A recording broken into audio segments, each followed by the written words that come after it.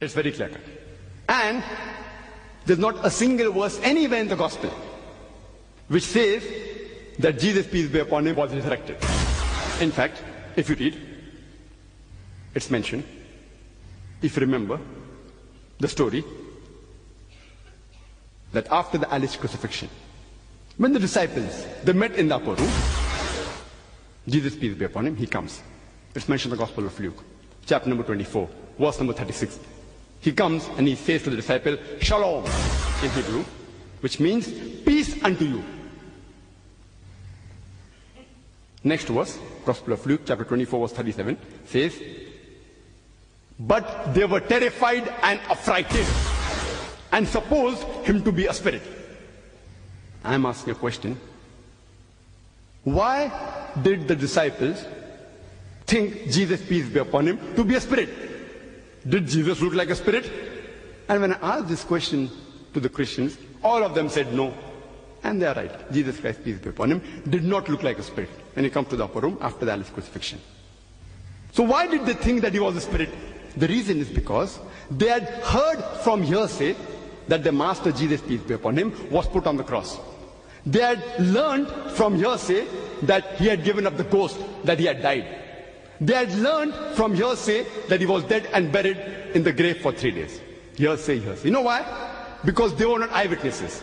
According to Mark, Gospel of Mark, chapter number 14, verse number 50, it says that all of them forsook him and fled.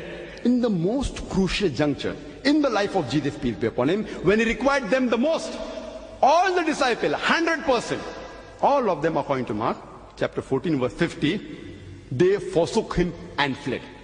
Who says that? Not Dr. Zakir Naik, Gospel of Mark, chapter 14, verse number 50. All of them forsook him. So it was from hearsay. Therefore they think and they thought that he was a spirit. But Jesus, peace be upon him, to clarify that out, it's mentioned in the next two verses. In the Gospel of Luke, chapter number 24, verse number 39 and 40, Jesus, peace be upon him, says that, behold my hands and feet.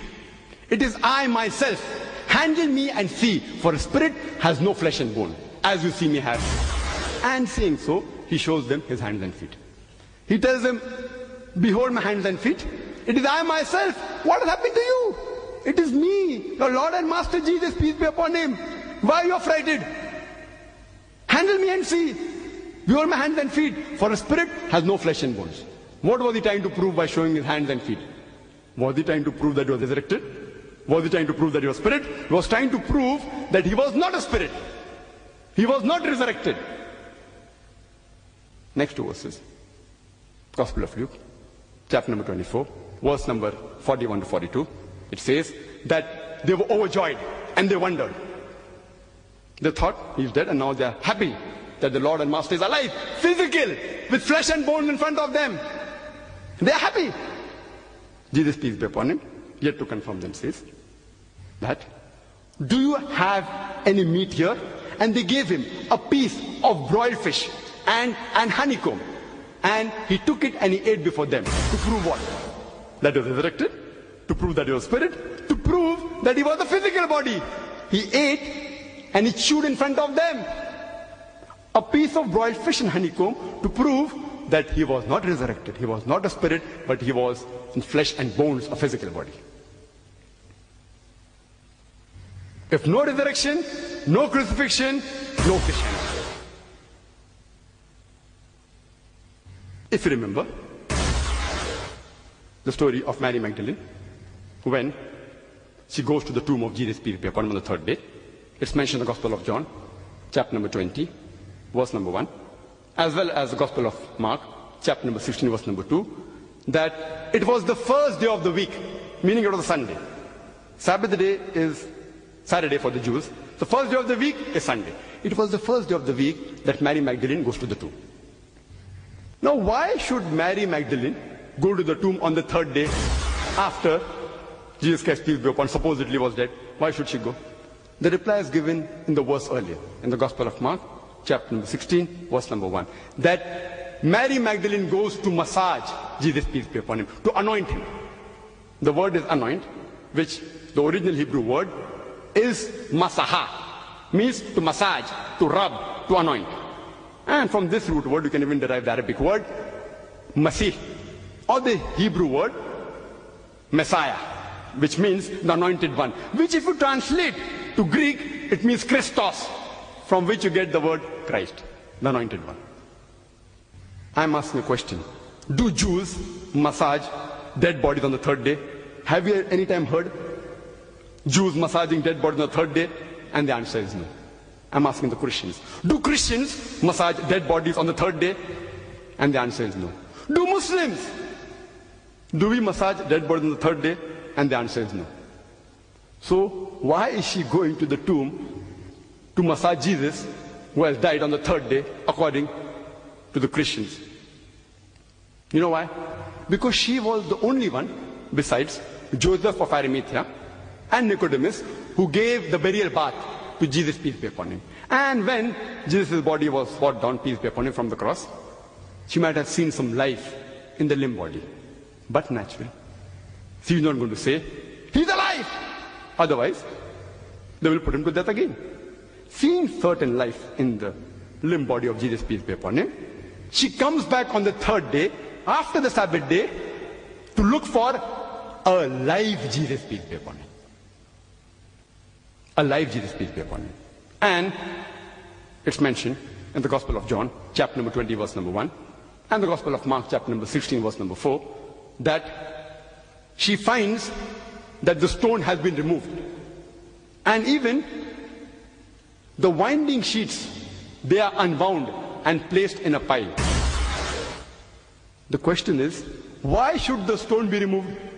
And why should the winding sheets be unwound and placed at the side, piled up at the side? If Jesus, peace be upon him, was resurrected as a spiritual body, does a spirit require the stone of the entry of the tomb to be removed? If it's a spirit, doors cannot stop a spirit from entering. The stone need not be removed. Why was the stone removed? And if a spirit has to move, does it have to unwound the winding sheets? It's not required. But if it's a physical body, the stone blocking the entry of the tomb has to be removed. The winding sheets have to be unwound, proving that Jesus, peace be upon him, the person who came out of the tomb, was a physical body. And the tomb was a private property of the secret disciple of Joseph of Arimathea, who was a rich and influential Jew. And he had carved a big roomy tomb, maybe for himself, for future, in which Jesus, peace be upon him, was kept. The tomb or the sepulchre.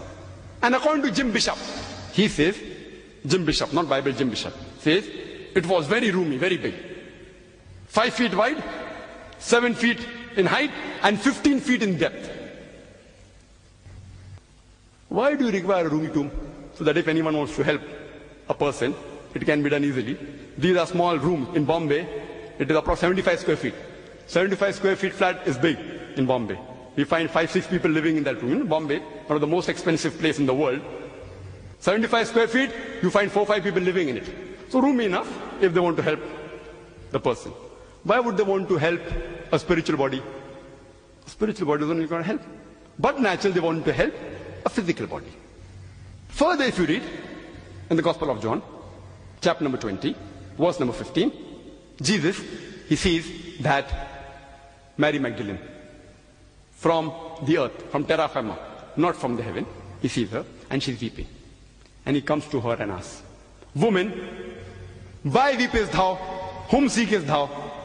Knowing very well what is the reason, but yet asking her.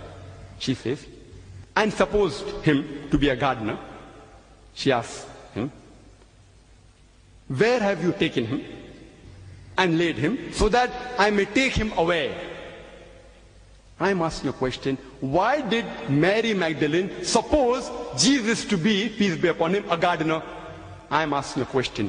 Do resurrected bodies look like gardeners? Do they? Yes or no? No. So why should she suppose that Jesus, peace be upon him, was a gardener? And the answer is because he was disguised as a gardener. Now why should a spiritual body be disguised as a gardener? Jesus Christ was disguised as a gardener, peace be upon him, because he was afraid of the Jews. a spiritual body need not be afraid of the Jews. Why? Because according to Hebrew, chapter number 9, verse 27, a man dies only once. And after that is the day of judgment. Jesus, peace be upon him, said in the Gospel of Luke, chapter number 20, verse number 36, neither shall you die anymore. Because if you're spiritualized, you don't have to be afraid of anyone. No one can harm you. You cannot die a second time. If he's spiritualized, why should he be disguised? Why should he be afraid? Why should he be in hiding? Why should he run away from the Jews?